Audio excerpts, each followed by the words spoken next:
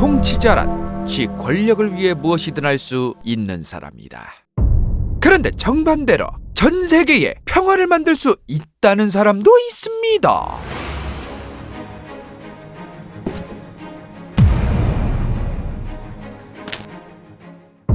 저 단어들을 보면 어떤 느낌이 드시나요?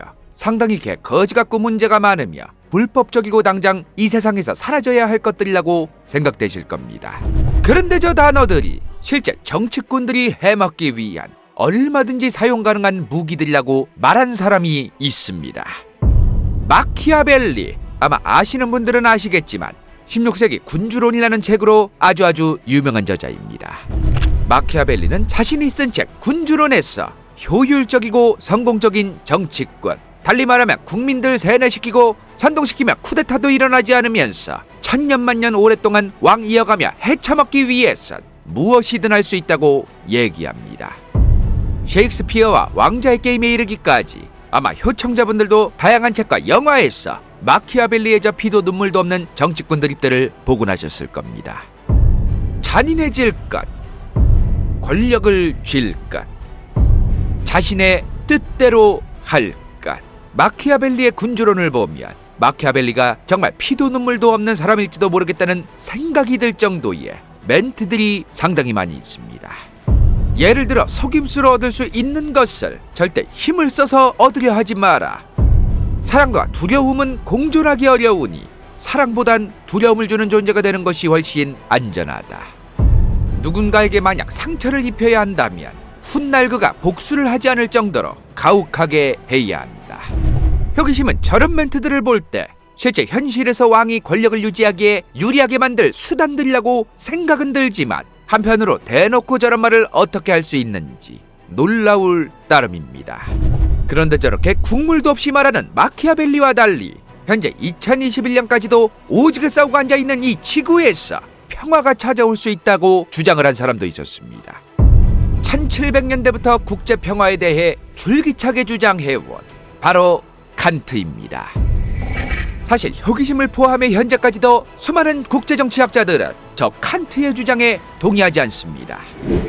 현재 2021년 지구꼬라지를 보면 칸트의 말대로 과연 국제평화가 가능하긴 할까라는 의문이 생기기 때문이죠.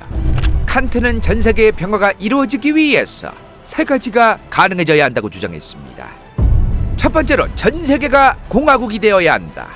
다양한 시민이 법을 제정하는 공화국은 결코 그 시민들 스스로가 나가서 죽을 수도 있는 전쟁이라는 처참한 것을 선택하지 않을 것이라고 얘기하면서 말이죠.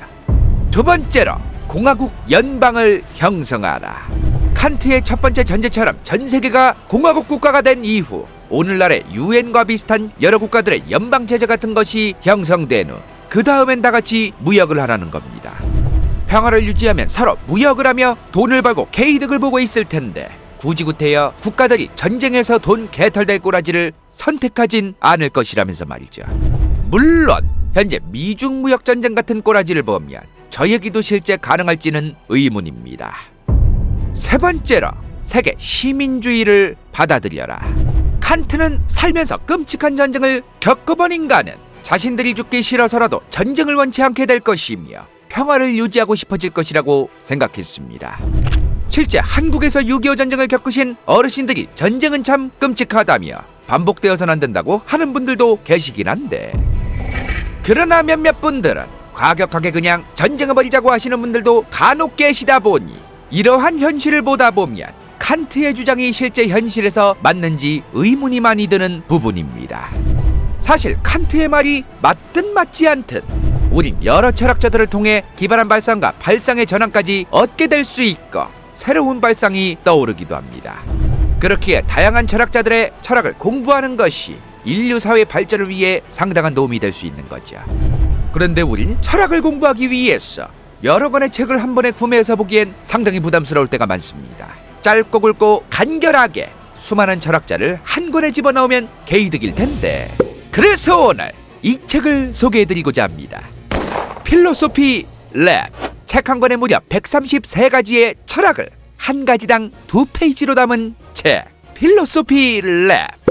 133가지의 철학을 이해하려면 133권의 책을 읽어야 할 수도 있는데 한 권으로 133가지의 철학을 아주 간단하게 배울 수 있는 게이득 가성비 쌉가는 책인 것 같습니다.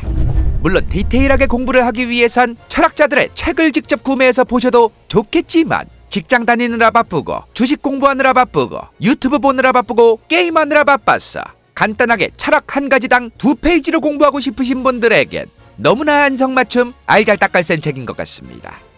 그리고 철학책인데 조커랑 타노스 얘기도 담겨있는 아주 특이한 책입니다. 맞습니다. 아주 오랜만에 호기심에게 책 광고가 들어왔습니다. 그리고 책의 구성도 너무나 마음에 들어서 광고를 하게 되었죠. 필로소피 랩.